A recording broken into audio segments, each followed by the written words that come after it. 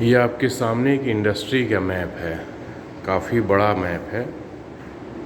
Map भी बड़ा है, इसका प्रिंट हमने निकलवाया है और इसकी एरिया भी बड़ी है।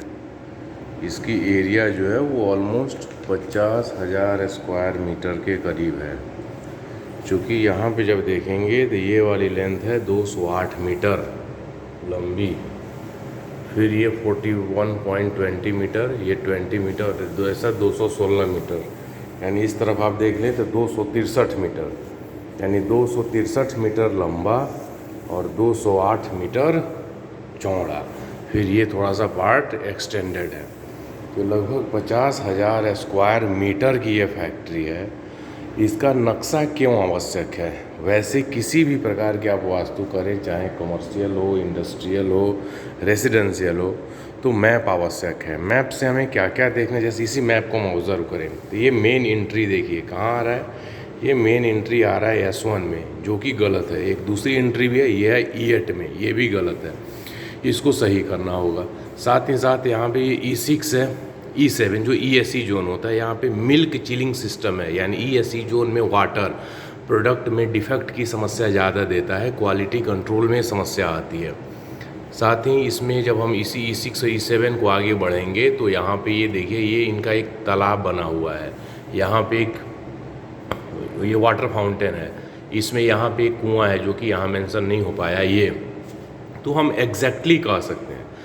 अब देखिए इसको थोड़ा सा देखेंगे आप यहाँ इस मैप को, तो आप कंपास से यदि ये सोचते हैं दिशा को मेज़र करने के लिए, तो कंपास से आप देखेंगे तो ये N4 N5 इस एग्जैक्टली कॉर्नर में आ रहा है, नॉर्थ एग्जैक्टली कॉर्नर में।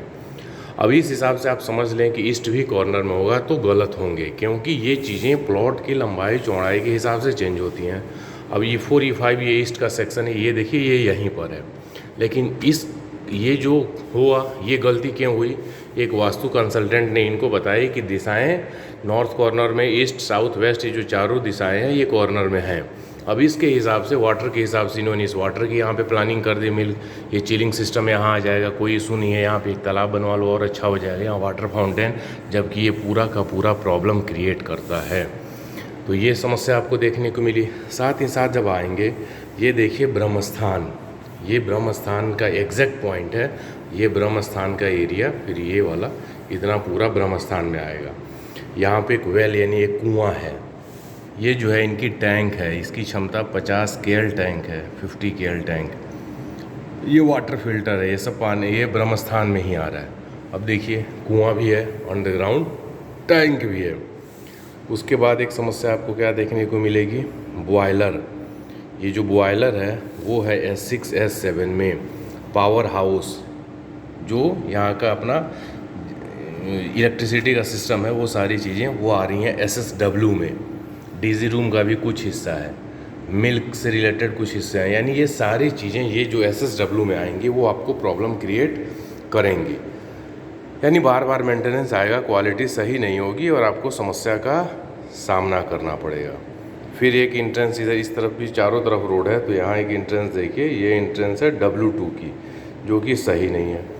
ये इंट्रेंस S7 यानी SSW की, ये भी सही नहीं है।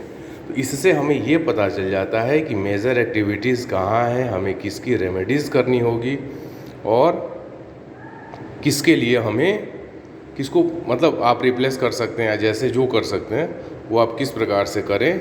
तो ये मैप इसलिए अनिवार्य है लोकेशन को, एग्जैक्ट लोकेशन को फाइंड आउट करने के लिए।